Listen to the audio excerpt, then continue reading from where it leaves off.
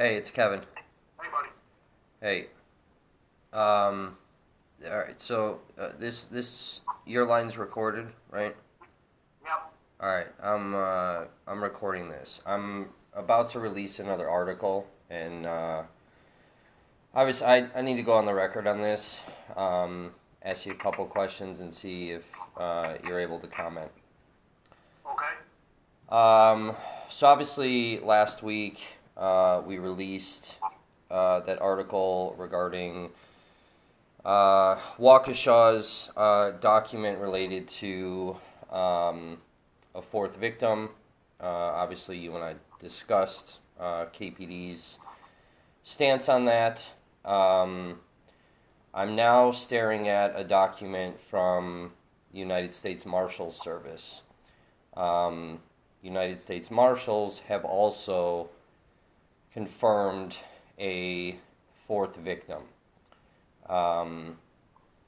This document's going to be attached to the article, but I wanted to see if KPD's stance on a fourth victim will now change in light of the Fed document, if you're able to comment. Well, I have no idea what the Marshall's document says, so I can't comment on it without knowing what it says. If you want to send it to me and let me read it, I can call you back.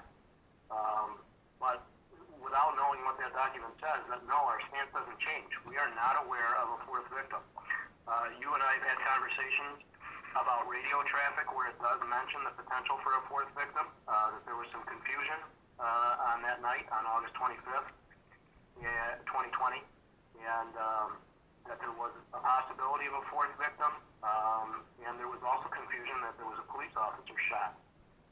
After everything settled down, we were never able to confirm that there was a fourth victim. And in fact, it was a couple phone conversation that I had with you when I told you that one of our sergeants was the one that actually made that radio traffic the night of August 25th, 2020, mentioning that there may be a fourth victim. And again, it's not verbatim. I don't know what I know what the radio traffic said. I just don't know verbatim what it said. Yeah. Are you in front of your computer? I am. All right. So I sent you the USMS document. Okay. Can you give me 2 minutes? Let me read it, and I'll call you right back. Yeah, that's fine. Okay. Thanks, Kevin. All right. All right. Bye. Bye.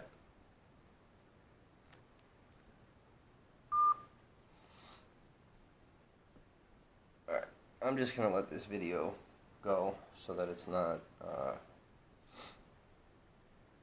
multiple videos, even though it probably will be the way this thing breaks up these audio files.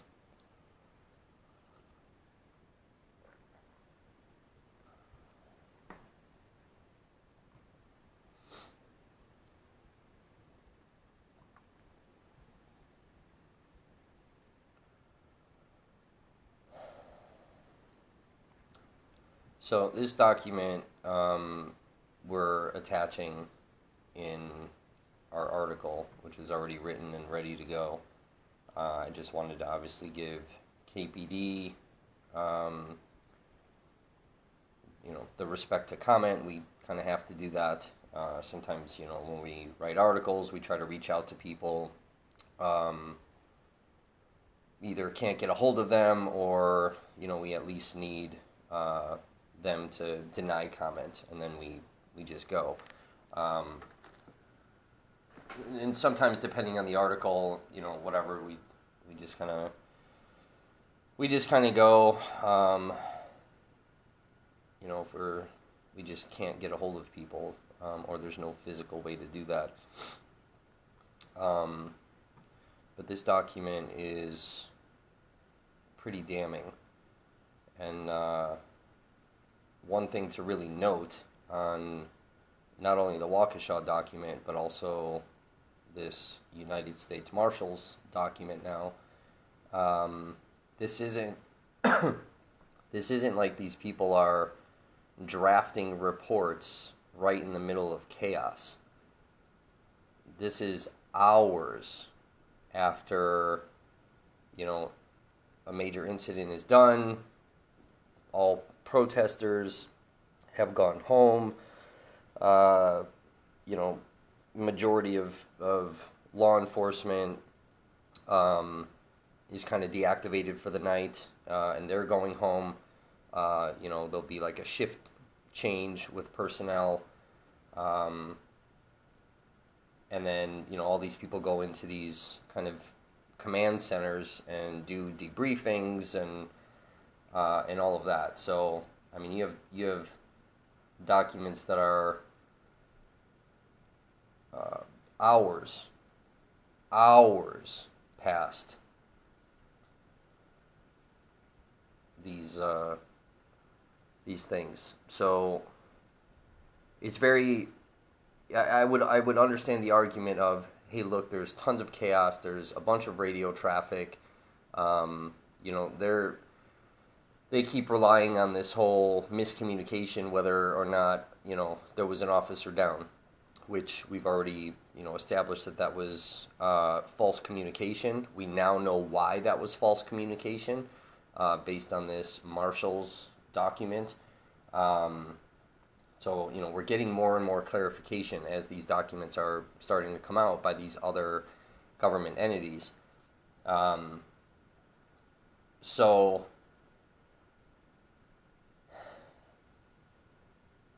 this document's really damning.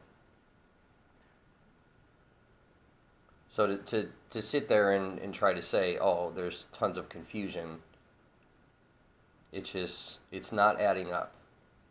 And now we've got two other law enforcement agencies, one being on the local level, and now this being on the federal level, that are confirming a fourth victim. And then this document gets even more damning when it pertains to Rittenhouse.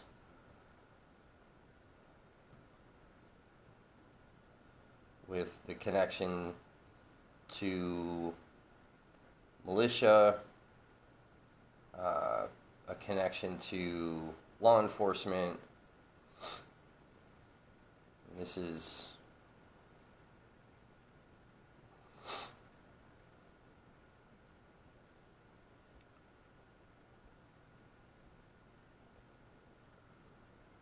critical.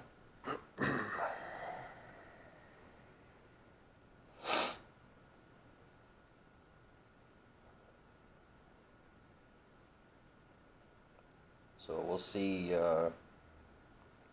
what the response is. I'm obviously going to have a couple of questions, and then based on the response, we'll edit that into the article, and then we'll upload this video, attach this video to the article to this video, you know, so on and so forth. This way you guys have the full picture as best we can do it. Hello. Hey, it's not with again. I'll give you the second through. Yeah, I'm good. Go ahead. Okay, so I'm reading this is a summary report that came from the United States Marshals. To they have to type up summary reports about their activity when they were helping us. And I see in one of the paragraphs where it says 4 people were shot by him, 3 of which are deceased. They don't know the status of the 4th victim. Again, our stance on that doesn't change. There is absolutely not a 4th victim. As I stated before, there was a lot of confusion that took place that night. Like I said previously, we actually thought at one point in time that there may be an officer down. We did believe or think at one point in time, based on information we were receiving in that chaotic situation, that there was a 4th victim. There in fact was not.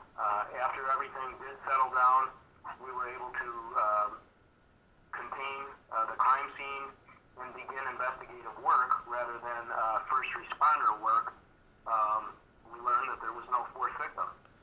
All right, so my question, obviously pertaining to this document specifically, like when we continuously keep bringing up this false officer down situation, this document kind of sheds some light on how that radio traffic came to be. That it's essentially originated from what sounds to be KMH.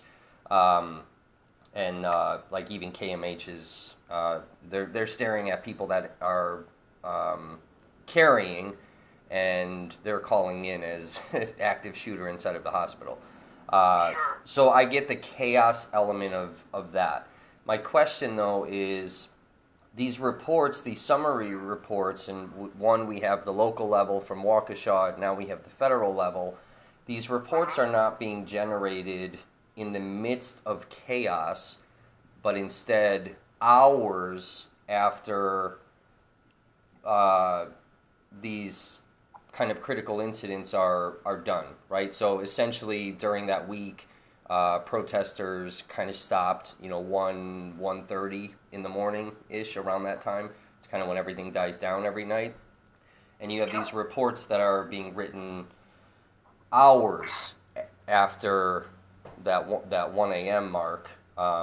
So how is there still chaos at that point when you have these different law enforcement entities that are now going into command posts, and everybody's, what I'm assuming, everybody's debriefing. So how is there still chaos where we now have the feds even talking about a fourth victim? Why is there still confusion hours after? That's part of the confusion is exactly what you just said. You're assuming that everybody debriefed and everybody was on the same page, and that in fact is that's not accurate. There may have been some small debriefs, but you have to remember that Waukesha, United States Marshals, FBI, any agency that was here assisting us is not the investigating agency. So when they report back to their supervision and their superiors are asking, what happened last night? Write up a report for me and let me know what happened last night. And all of these agencies are writing summaries or writing some type of report to their bosses based on what they knew when they left, the night previous. And what they knew when they left was there may have been an officer down. We heard that there was a fourth victim, that 3 people were actually killed. And, after everything calmed down a little bit and Kenosha police began to get into some of this investigative work, we learned that there were 2 fatalities and 1 substantial injury, and there were no more. Okay, so directly in response to, again, both of these entities now reporting this, are you able to release to me documentation that directly speaks on a fourth victim, where you're saying this is a debunked thing? Are you able to release documentation to that effect? I don't believe I am, because that investigation, this is obviously all tied to the Rittenhouse shooting. Okay. Waukesha's statement, U.S. Marshal's statement, all has to do with, and the mention of this fourth victim has to do with the incident that involved Kyle Rittenhouse. And as we previously discussed, Kyle Rittenhouse is in open and active litigation in the Circuit Court of Kenosha County. And like I explained before, prematurely releasing any documentation could jeopardize his ability to defend himself or the state's ability to prosecute the case. And I cannot do that. Okay. Go ahead. I am on record right now telling you that there was no fourth victim. Okay. On page 2 of this document, the second paragraph, it says, second sentence in the second paragraph here, if the shooting event itself was not bad enough, we learned after the fact that the shooter is a 17-year-old kid who is an active, and then it's redacted. I'm speculating, and this is purely conjecture here, that this redacted sentence is he is an active militia member. I'm assuming that KPD obviously received this report because this was written on the 26th, and KPD is aware of what Kyle Rittenhouse is an active whatever. Do you know what that sentence is implied to be? I do not. To the best of my knowledge, KPD has not received this report. This report is written by probably the supervising deputy U.S. Marshal who was here assisting the city of Kenosha and Kenosha County during those days of civil unrest and protest. It's not addressed to us, so I have no idea what would be written in that redacted portion of the document. So I cannot comment on that. It's not that I don't want to. I cannot comment. I have no idea what that redacted part would say. Okay. And then last question I have, third paragraph, second sentence, it says, based on everything I have noted above, the police department believes things will get progressively worse, especially when the identity and connection to law enforcement of the shooter is reported on. Are you able to tell me what they're talking about regarding Kyle Rittenhouse's direct connection to law enforcement? I'm reading it right now. I just found where you were talking about. Give me 1 second.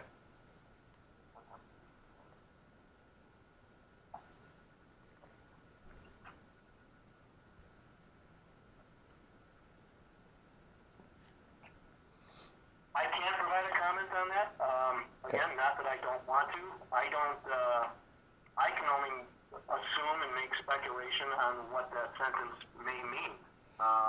And I don't want to do that. Police department, I don't make comments that are speculation, that are speculative. So I'll leave that to you to try to decipher what that means. We all know that Kyle Rittenhouse was a police explorer. Possibly whoever the author of this report might be talking about that. But again, Kevin, I have no idea. Any comment I have would be speculation, and I'm not going to go on the record with anything. Okay, that's fine. I gotta ask. Sure. Yeah, I respect that. Ask any question you want. If I can answer it, I will. Okay. Yeah, I think. Oh, one more follow-up question, and then I'm kind of done. To your knowledge, was the United States Marshal Service out there every day for that kind of week-long unrest from the 23rd through the 31st? No, they were not. The United States Marshal Service did show up rather quickly to assist Kenosha Police Department, but on the evening of August 23rd, I do not believe they were here. I do believe we had a smaller contingency of U.S. Marshals here on the 24th, and then the number grew, as did resources from different entities within the federal government as the days went on. Okay. All right. Well, I think that's all I need. I'm gonna kind of edit in some of KPD's response into the article, and then I'll be releasing this within the hour. Okay. All right. Thanks, Kevin. All right. Thanks for your time. Yeah, you're welcome. Bye-bye. All right. Bye.